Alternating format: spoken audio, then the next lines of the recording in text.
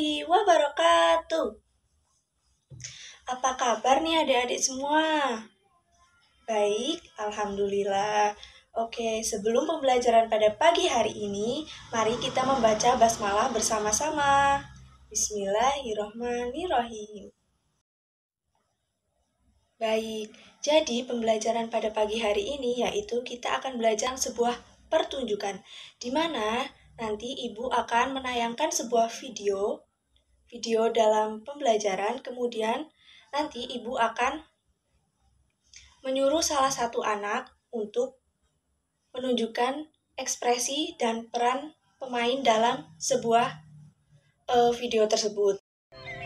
Zaman dahulu kala, ada sebuah cerita di sebuah perkampungan nelayan pantai air manis di Padang, Sumatera Barat. Ada seorang ibu tunggal bernama Mande Rubayah yang hidup bersama anak laki-lakinya yang bernama Malin Kundang. Mande Rubayah sangat menyayangi dan memanjakan Malin Kundang. Malin kemudian tumbuh menjadi seorang anak yang rajin dan penurut. Ketika Mande Rubayah sudah tua, ia hanya mampu bekerja sebagai penjual kue untuk mencukupi kebutuhan dirinya dan anak tunggalnya. Saat Malin sudah dewasa, ia meminta izin kepada ibunya untuk pergi merantau ke kota, karena saat itu sedang ada kapal besar merapat di pantai air manis. Jangan, Malin. Ibu takut terjadi sesuatu denganmu di tanah rantau sana. Menetaplah saja di sini, temani ibu. Ucap ibunya yang sedih setelah mendengar keinginan Malin yang ingin merantau. Ibu, tenanglah, tidak akan terjadi apa-apa denganku. Ujar Malin sambil menggenggam tangan ibunya.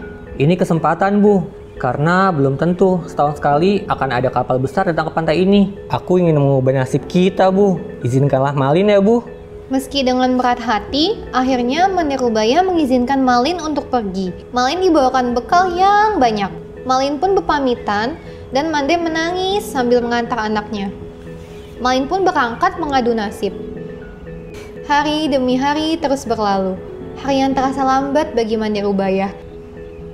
Setiap pagi dan sore Mande Rubayah memandang ke laut. Sudah sampai manakah kamu berlayar, nak? Tanyanya dalam hati sambil terus memandang laut. Ia selalu mendoakan agar anaknya selalu selamat dan cepat kembali. Beberapa waktu kemudian, ketika ada kapal yang datang merapat, ia selalu menanyakan kabar tentang anaknya. Namun, setiap ia bertanya pada awak kapal atau nahkoda, tidak pernah mendapat jawaban.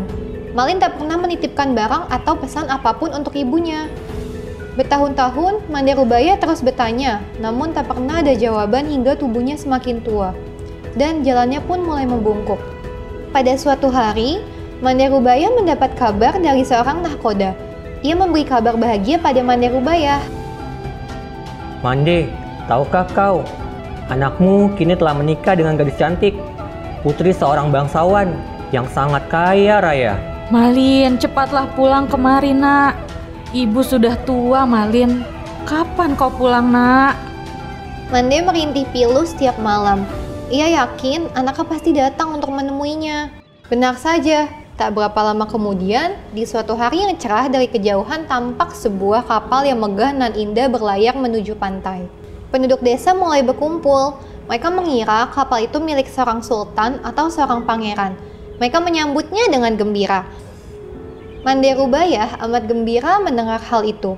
Ia selalu berdoa agar anaknya selamat dan segera kembali menjenguknya. Ketika kapal itu mulai merapat, terlihat sepasang anak muda berdiri di anjungan. Pakaian mereka berkilauan terkena sinar matahari. Wajah mereka cerah dihiasi senyum karena bahagia disambut dengan meriah.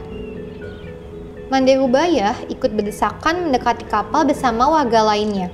Jantungnya berdebar keras saat melihat lelaki muda yang berada di kapal itu. Ia sangat yakin bahwa lelaki muda itu adalah Malin Kundang.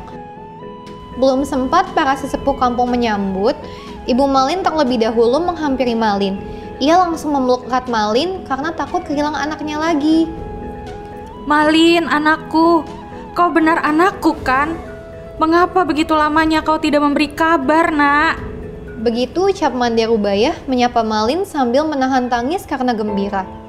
Perempuan jelek inikah ibumu? Mengapa dahulu kau bohong kepadaku? Bukankah dulu kau katakan bahwa ibumu adalah seorang bangsawan yang sederajat dengan keluargaku? Ucap istri Malin dengan sinis dan penuh kemarahan.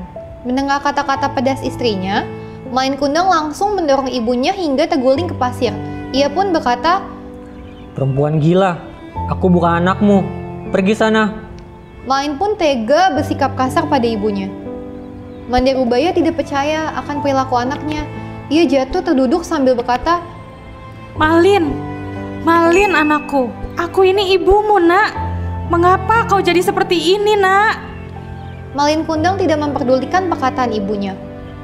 Melihat perempuan itu bersujud hendak memeluk kakinya, Malin menghindar sambil berkata, Hai perempuan gila, ibuku tidak seperti engkau, melarat dan kotor. Mandirubaya menangis dan sakit hati. Hari pun sudah gelap. Mandirubaya tak menyangka Malin yang dulu disayangi tega berbuat demikian. Hatinya perih dan sakit, lalu tangannya diangkat ke langit. Ia kemudian berdoa dengan hatinya yang pilu. Ya Tuhan, kalau memang dia bukan anakku, aku maafkan perbuatannya tadi. Tapi kalau memang dia benar anakku yang bernama Malin Kundang, aku mohon keadilan-Mu ya Tuhan. Begitulah ucap Mandirubaya dengan pilu sambil menangis dan menahan amarah. Tak lama kemudian, cuaca di tengah laut yang tadinya cerah mendadak berubah menjadi gelap. Hujan turun dengan sangat lebat. Tiba-tiba datanglah badai besar. Malin pun ketakutan luar biasa. Ia tidak tahu harus berbuat apa. Lalu sambaran petir yang menggelegar menghantam kapal Malin Kundang. Saat itu juga kapal hancur berkeping-keping. Kemudian terbawa ombak hingga ke pantai.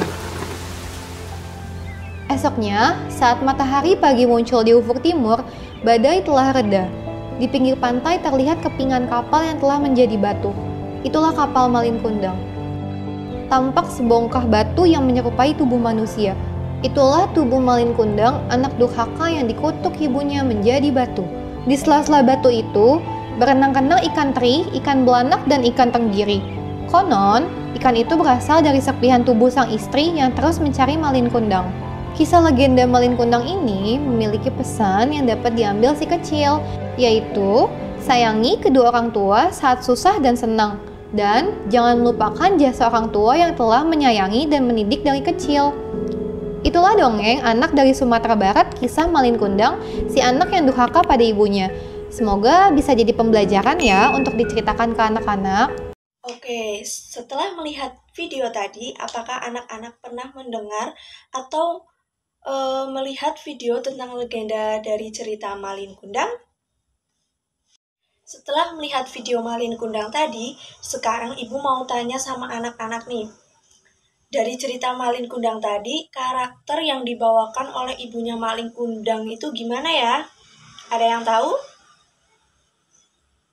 Betul, jadi karakter yang dibawakan oleh ibunya Malin Kundang itu sangat marah sama Malin Kundang karena Malin Kundang itu durhaka dengan ibunya, sehingga Malin Kundang dikutuk oleh ibunya.